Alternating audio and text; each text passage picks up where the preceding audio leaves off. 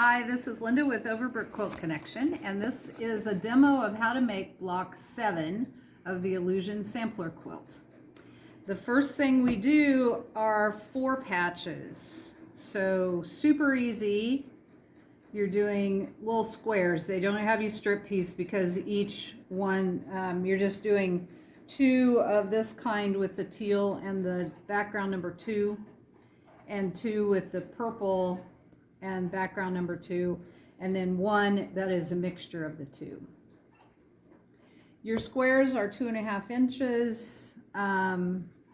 They did not have you pinwheel the center. They had you press to one side, and that does then nest in with some of your future seams. But this unit should measure 4.5 inches when you're done. So square it up if it's not quite that size.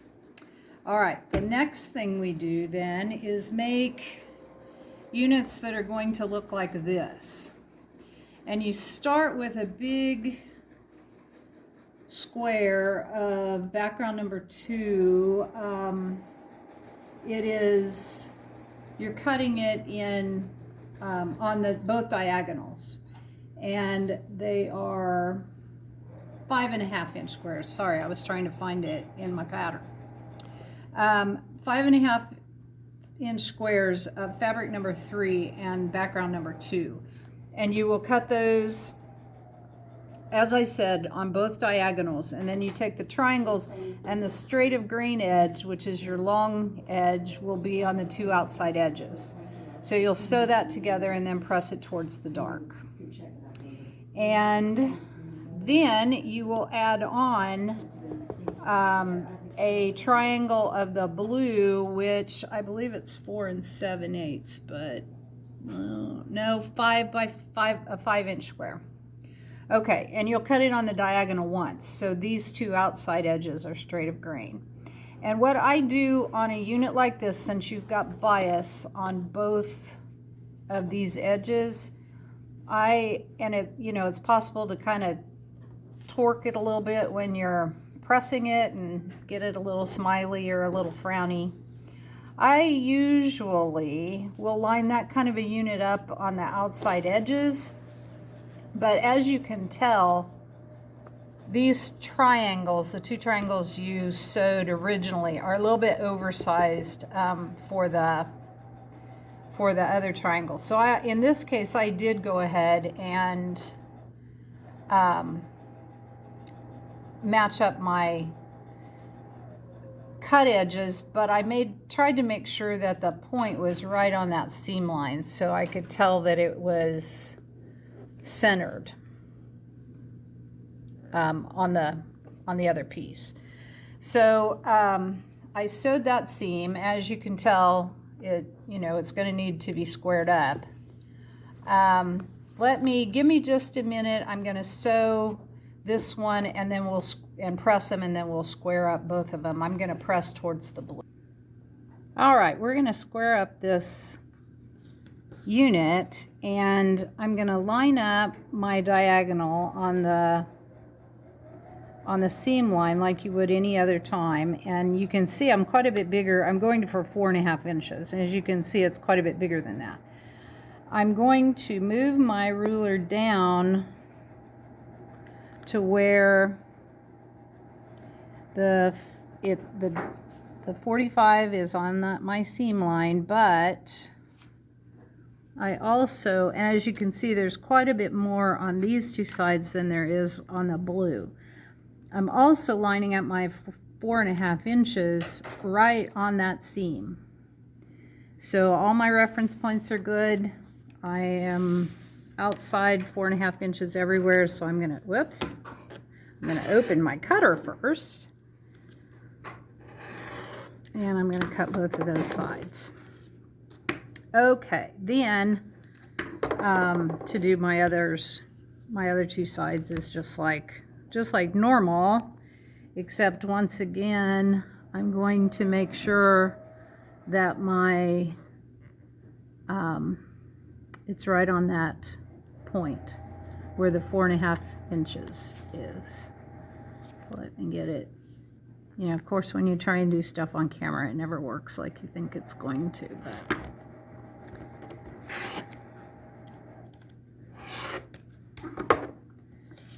Okay, I've got one other unit to trim up, and this time I'm going to use the fussy cut ruler, the 4.5-inch fussy cut ruler.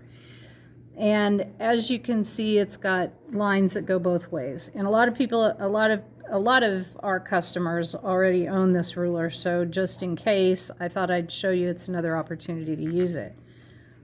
So you can tell I've got the diagonal this way, and I've got the other diagonal that way, and the ruler itself is 4.5 inches, so I can tell exactly where I need to cut. This be where if you have a turntable. Oh yes, that would be a good time to use. Yes, very good time to use that.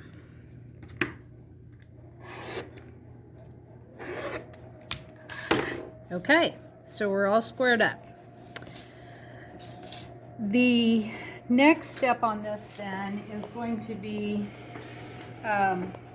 snowballing this blue end with a gold square, and I've already drawn a line on it. So I'll be stitching right on the outside edge of that line. And I'm lining up the corners. So I'll just go ahead and stitch one of those. When you press that back, of course, you're wanting it to be the same size as it was originally.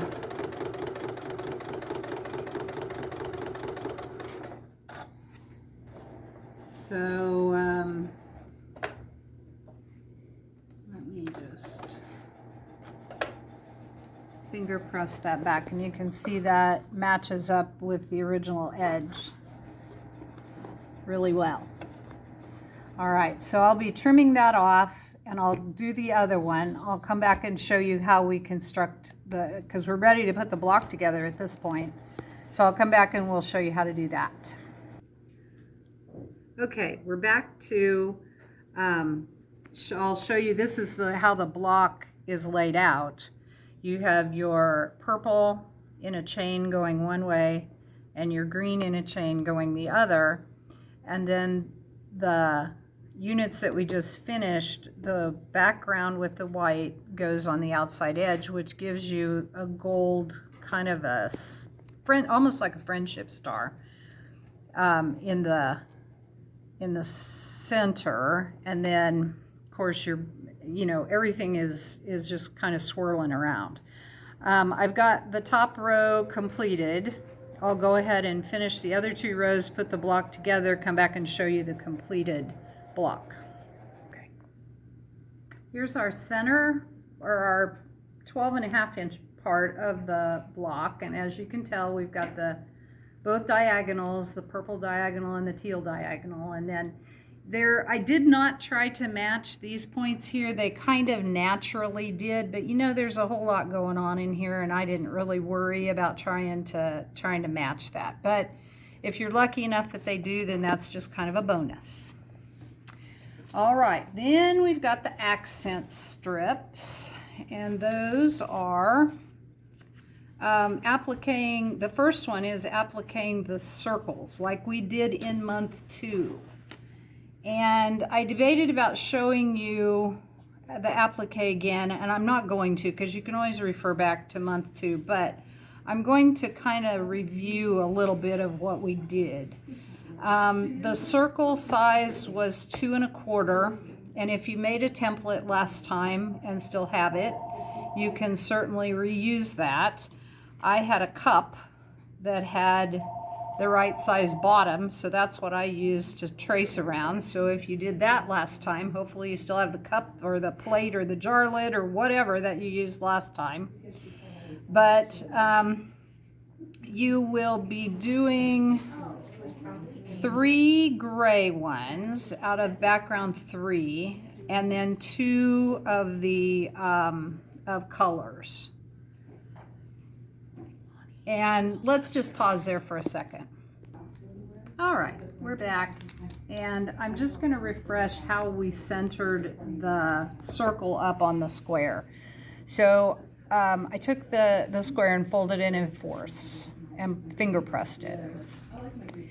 And then I do the same with the circle, and I've taken the paper off, so it's just the fusible, like we did last time, and I'm finger pressing that, and then I'll do it also in fourths, finger press that, and then that should just kind of sit on top of the lines that we had previously. So I don't know if you'll be able to tell on camera or not, but if it lines up on both side to side and top to bottom, you're centered, and we are lined up. So then I'll just press that on and sew it. I just blanket stitched it on like we did previously. And again, if you want to see how I did that, I mean, you just need to readjust every couple of stitches as you go around to make it smoothly around that curve. But I will finish putting both of these on squares, and then I'll come back and show you the finished accent strip. All right, I have the first of the accent strips done. So we've got 4 of the circles appliqued, and then there's one single that will be sewn into the block separate. All right, the second accent strip is, it's very simple, but it's kind of an effective pattern. You start with 2 squares, one of your background 2, and then it tells you the colors, and then a 2.5 by 4.5 inch strip of the same color. And you just make, this unit, press it towards the color, then press it towards the long rectangle. But then when you put them together, it creates this kind of secondary pattern. So the seams here nest because you've pressed them to the rectangles, and so when you combine them, that nests. And then the same is true with this. When you sew the 2 colored sides together, they're nesting as well. And so you'll put together this strip, and you'll have, again, one loose one that'll be sewn into the block later. So I'm going to go ahead and finish doing the total block sashing, and then I'll come back and show you the block when it's completely done. All right, here's the finished block 7. As you can see, I added on the last piece to this long strip, and then we have our little circle accents like always. All right, we'll be back when we do block 8. Thank you.